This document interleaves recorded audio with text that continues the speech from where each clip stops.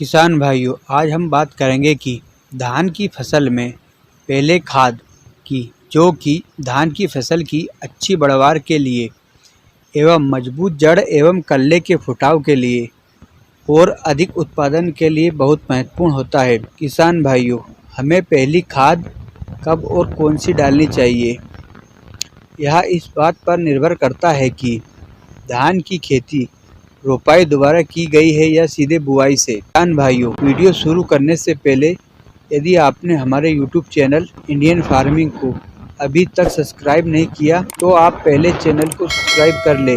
किसान भाइयों, मिट्टी परीक्षण के आधार पर खाद देना सबसे सही और अच्छा तरीका माना जाता है, लेकिन सामान्य परिस्थितियों में भी वैज्ञानिकों की सिफारिशों का पालन करके भी अच्छे परिणाम प्राप्त किए जा सकते हैं। किसान भाई, धान के पौधे को मुख्य रूप से 3 प्रमुख पोषक तत्वों की आवश्यकता होती है: नाइट्रोजन, फास्फोरस और पोटास। इसके अलावा जिंक और सल्फर अन्य सूक्ष्म पोषक तत्व भी महत्वपूर्ण है।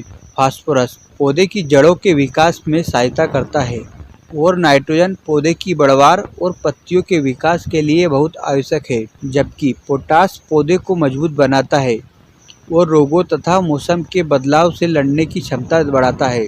सामान्यतः 1 एकड़ में लगभग 50 से 60 किलोग्राम DAP और 20 से 25 किलोग्राम म्यूरेट ऑफ पोटाश का प्रयोग करना बहुत आवश्यक माना जाता है।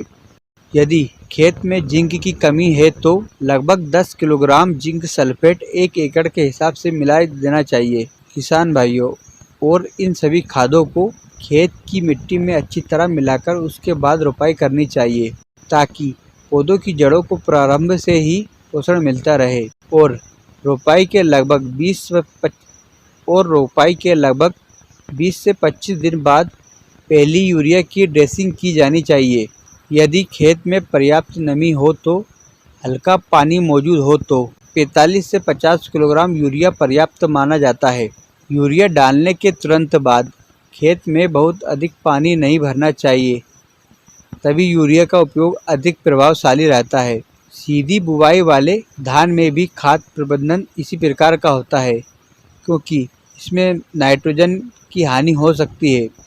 समय थोड़ा अलग हो सकता है, लेकिन बुवाई के समय DAP और पोटाश डालना बहुत आवश्यक रहता है तथा यूरिया की पहली किस्त पौधों की 3-4 पत्ती अवस्था या लगभग 20 से 30 दिन बाद पौधों को लगातार पोषण मिलता रहता है और उर्वरक का उपयोग अधिक कुशलता से हो सकता है। यदि खेत में पहले से अच्छी मात्रा में गोबर की सड़ी हुई खाद है या फिर वर्मी कंपोस्ट लगभग 4 से 5 टन प्रति एकड़ डाली गई हो तो मिट्टी की उर्वरक शक्ति बेहतर होती है। जैविक खाद मिट्टी की संरचना सुधारती है और पानी रोकने की क्षमता बढ़ाती है और लाभकारी सूक्ष्म जीवों की संख्या में वृद्धि करती है। इससे रासायनिक उर्वरकों की कार्यक्षमता भी बढ़ जाती है।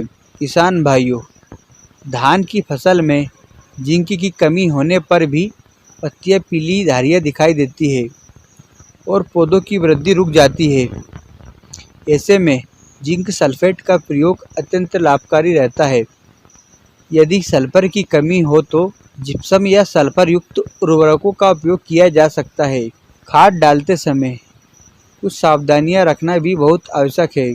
यूरिया कभी भी सूखी मिट्टी में नहीं डालनी चाहिए। बहुत अधिक पानी भरे हुए खेत में भी उर्वरक डालने से बचना चाहिए, क्योंकि पोषक तत्व बहा सकते हैं। किसान भाइयों, खाद डालने के बाद खेत में हल्की नमी बनाए रखना सबसे अच्छा रहता है। अधिक मात्रा में नाइट्रोजन देने से भी पौधे बहुत अधिक हरे और मुलायम हो जाते हैं। इससे कीट और रोगों का प्रकोप बढ़ जाता है, जिससे फसल गिरने का भी खतरा रहता है। किसान भाइयों,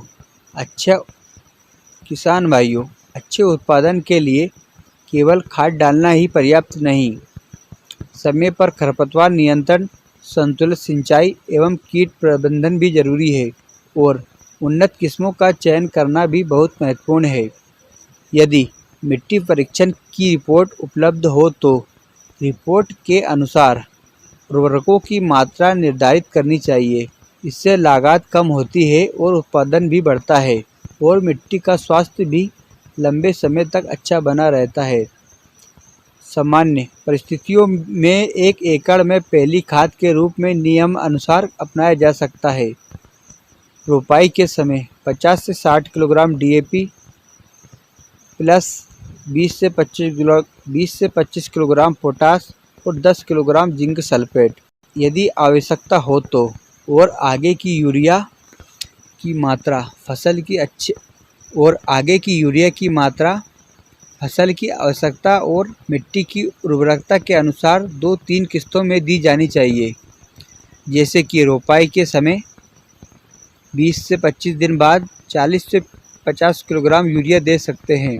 किसान भाइयों, यह कार्यक्रम अधिकांश क्षेत्रों में अच्छे परिणाम देता है, लेकिन मिट्टी के प्रकार और धान की किस्म के अनुसार इसमें थोड़ा बहुत बदलाव हो सकता है। किसान भाइयों, आपको हमारी वीडियो अच्छी लगी तो लाइक, शेयर, कमेंट करना ना भूलें।